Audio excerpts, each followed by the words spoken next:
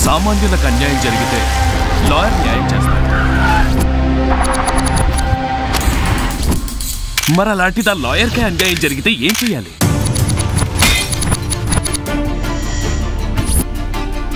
వంద మంది దోషులు తప్పించుకున్నా పర్వాలేదు, ఒక నిర్దోషికి శిక్ష పడకూడదు అంటారు.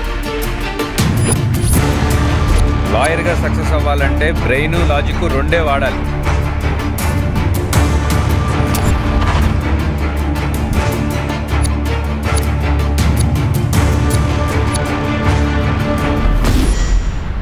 మీ నాన్నకు కావలసింది నువ్వు కేసు గెలవడం కాదురా, ఒక నిజాన్ని కాపాడడం.